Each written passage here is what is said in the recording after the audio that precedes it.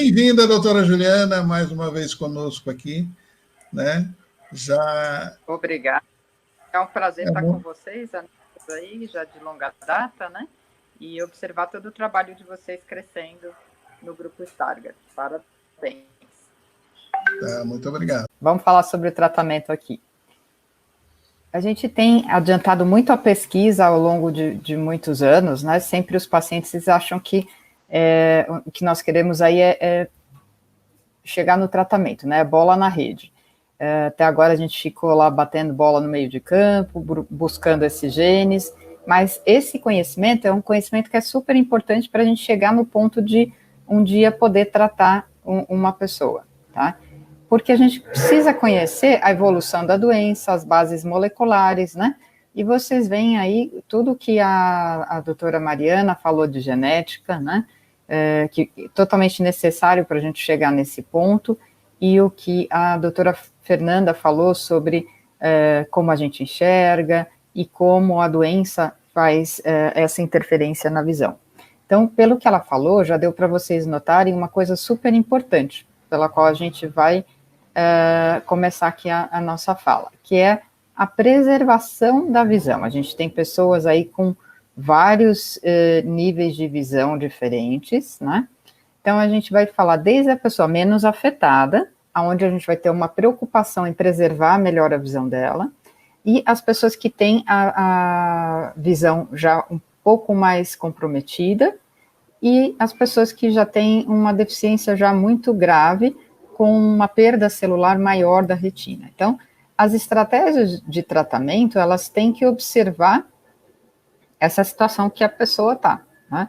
Então, tem algumas coisas que a gente vai falar que se aplicam mais a um grupo, outras que se aplicam mais ao outro. E as decisões de para quem a gente vai usar qual situação vai depender de em que ponto a pessoa está da doença. Então, vamos falar aqui da situação mais inicial, quer dizer, alguém que descobriu a doença mais recentemente, tem a dificuldade ali de leitura, mas é uma pessoa com um funcionamento mais ou menos dentro da normalidade. Então, essa pessoa tem que aproximar para conseguir ler, tem que fazer as adaptações aí de visão subnormal, que fazem parte do tratamento, tá? Porque a gente quer reabilitar essa pessoa, reabilitar a função dela, primariamente com a retina que ela tem no estado ótimo da retina, mas muitas vezes a gente precisa dos auxílios aí de visão subnormal para fazer esse trabalho, como também já foi conversado aqui.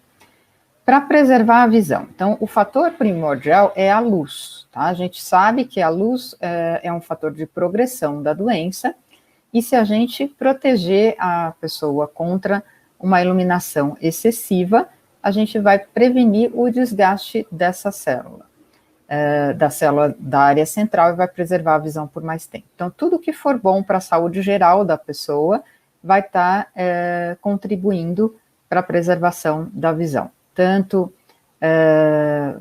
óculos escuro, né, quanto dormir bem, se expor menos à luz, ter uma alimentação, não deixar as suas células aí em sofrimento, em hipoglicemia, também você usar mais a luteína, como a doutora Fernanda falou, ela é um tipo de vitamina A que preserva a área central da visão da pessoa. Então, é bem importante nesse sentido aí de preservação. Outras situações onde a gente já tem a presença da área de atrofia, aí essa estratégia de preservação, ela ainda é importante, né? Esse tratamento ainda vai permanecer, porque você tem as áreas ao redor da área de preservação. E, somado a isso, tem alguns estudos, como os estudos que muitos de vocês aí estão participando no nosso centro de pesquisa na Unifesp e com o centro de pesquisa da doutora Fernanda Porto, que é a utilização do Emixustat.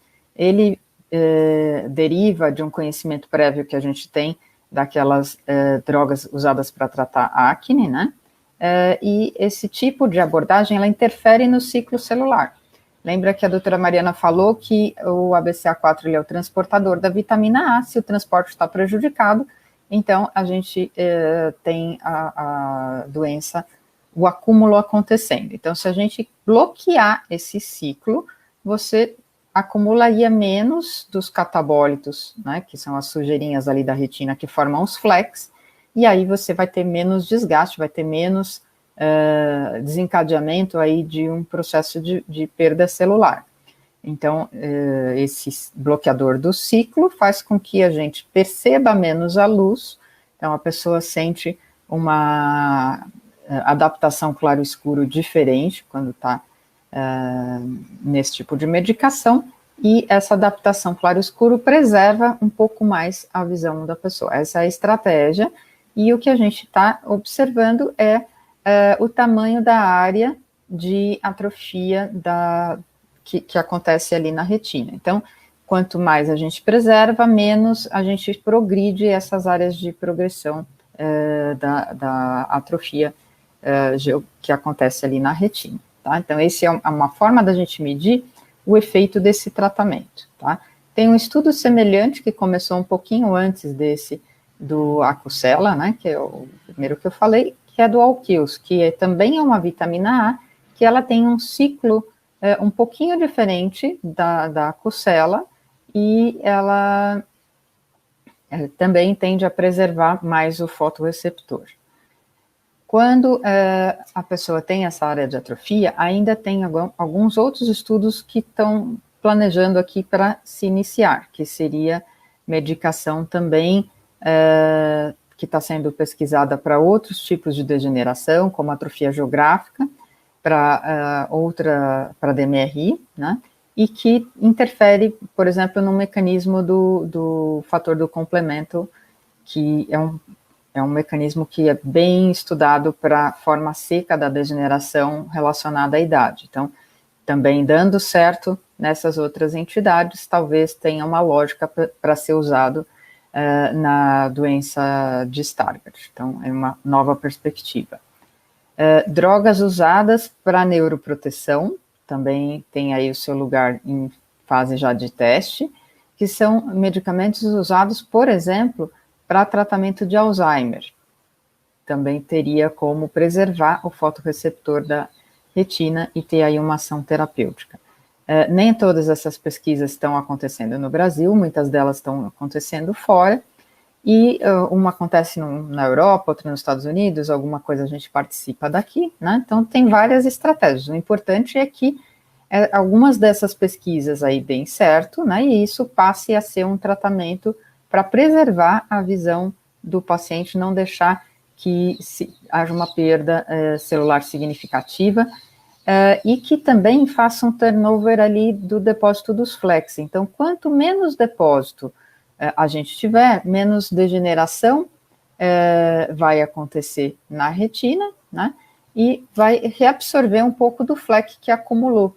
Então, se você faz aquela retina funcionar num mecanismo mais saudável, né, não numa exposição à luz tão intensa, quem sabe o mecanismo de limpeza da interface consiga limpar ainda um pouquinho de fleck, e isso faça com que a retina preserve sua função por mais tempo na vida.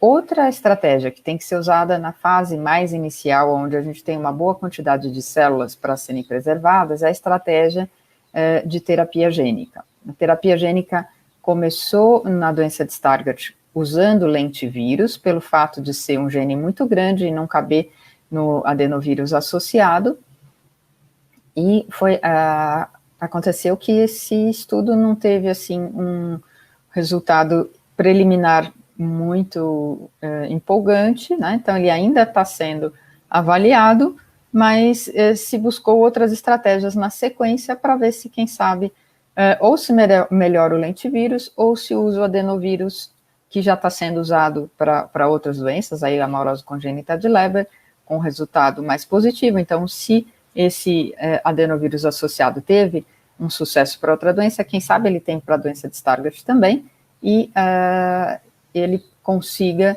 carregar esse gene ABCA4. Então, para isso, uma das estratégias foi quebrar o gene em algumas partes para poder empacotar ele nesse adenovírus associado. Então, é uma nova estratégia que vai entrar em testes aí, provavelmente rapidamente, né? Por falar em rapidamente, sempre tem aquela questão que as pesquisas são muito demoradas, então é bem complicado, né, porque os pacientes sempre já estão precisando desse resultado de imediato, né, e a pesquisa é demorada. Então, participar de um clinical trial, às vezes, é uma oportunidade, né, de ter acesso a uma medicação, né, mas também é uma aventura, porque a gente não sabe se esse resultado vai ser positivo ou não, né. Então, é um ato de contribuição para o desenvolvimento da pesquisa, a participação pessoal no clinical trial. Inclusive porque nessa situação a gente tem placebo, né? A gente tem o grupo placebo e tem o grupo de tratamento. A pessoa, quando entra num estudo desse, não sabe em que situação ela vai entrar. Então, como tem muita coisa em andamento, é bem possível aí que a gente tenha algumas respostas positivas aí nos próximos anos, e depois disso, que alguma dessas medicações em teste vire uma medicação e a gente possa prescrevê-la, né? Então, está tudo em andamento, não tem nada pronto, e infelizmente ainda leva um tempo para que a gente tenha um tratamento aí mais avançado. Além dessa linha de pesquisa, né, tem a linha de pesquisa aí de utilização de célula-tronco, né, para repovoar a área atrofiada ou dar melhores condições para retina adjacente à área aonde a perda celular já foi maior, né?